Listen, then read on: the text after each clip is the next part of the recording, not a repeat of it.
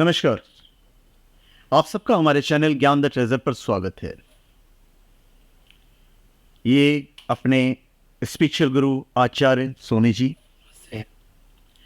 जो आप सबके प्रश्नों का उत्तर देने वाले हैं। बहुत सारे प्रश्न हमारे सब्सक्राइबर्स लोग के आए हैं, तो उनके प्रश्नों के जो उत्तर हैं ये देंगे और वो प्रश्न मैं इनसे करने जा रहा हूँ।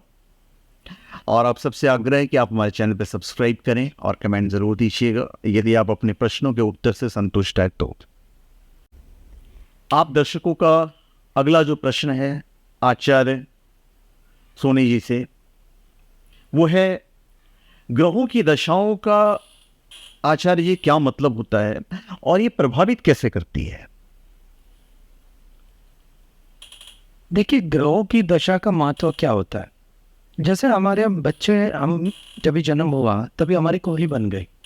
उस कुंडली के अंदर सारा चीज़ें लिखी गई है कि जैसे जन्म का हुआ तो फिर शादी कब होगी, पढ़ाई कब होगी, फॉरेन जाएंगे कि नहीं जाएंगे, जो भी हमारी जीवन में जो भी घटनाएं होगी वो वहाँ पे लिखी गई है। अब वो कब होगी, उसका समय क्या है, तो हर एक महादशा, ग्रहों की महादशा और गोचर के द्वारा हम उस घटना को डिफाइन कर सकते हैं, उसकी डेट डिफाइन कर सकते हैं।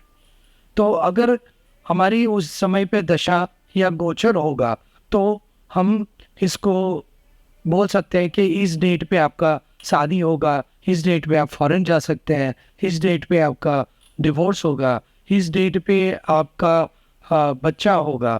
तो ये जो सारी घटनाएं हमें अगर देखनी है तो हम महादशा के द्वारा हम दे सकते हैं। और मैं आपको एक बात वो भी बता दूं कि जब इंसान का जन्म होता है तो जिस दशा में वो जन्म होता है, वो दशा जो होती है वो चंद्र का बेस होता है।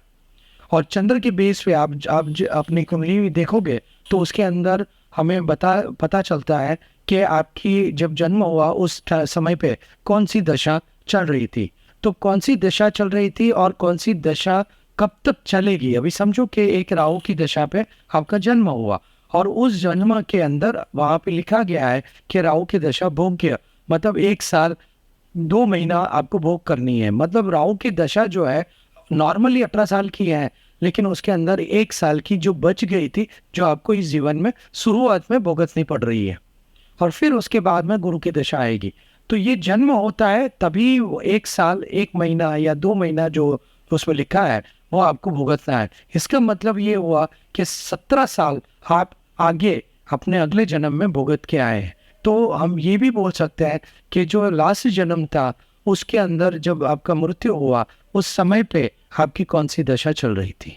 तो इस तरह से पूरा चक्र हमें वहाँ से भी दशा के द्वारा भी समझ में आ जाता है।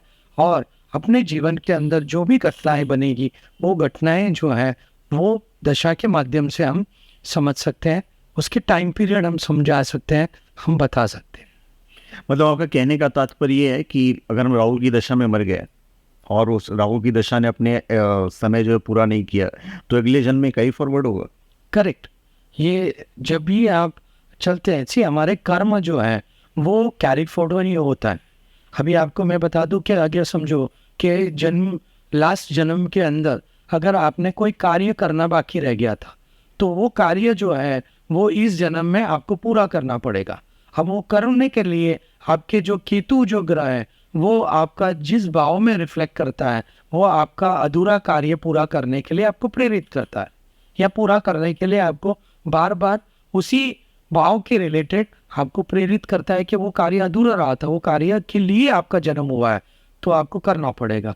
तो ये दशाएं जो होती है वो उसी को आगे लेके जाने के लिए होती है। अभी कोई किसी का जन्म अगर 100, जैसे हमारे वहाँ पे विंशोत्तरी दशा है, ऐसी 3 तरह की अलग अलग दशाएं होती है।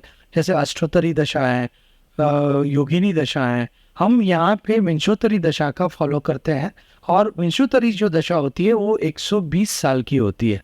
अब 120 साल मतलब सारे ग्रहों की दशा का टोटल अगर करें तो 120 साल होता है। तो 120 साल अगर कोई व्यक्ति जीता है तो वो सारे ग्रहों की दशा भुगत के निकलेगा। अगर नहीं कुछ भी बच जाता है तो वो नेक्स्ट जन्म में वो कंटिन्यू करेगा। और ये चक्र उसका हर जन्म के अंदर उसे करना पड़ता है। तो ऐसा नहीं होता है कि हम अगर हमारा जन्म हुआ तो हम नई दशा से चालू होगा, जो कंटिन्यूएशन है वो ही चलता रहता है। धन्यवाद। आप सबका हमारे चैनल पे स्वागत है। आप हमारे चैनल पे सब्सक्राइब करें और अपने कमेंट दीजिए।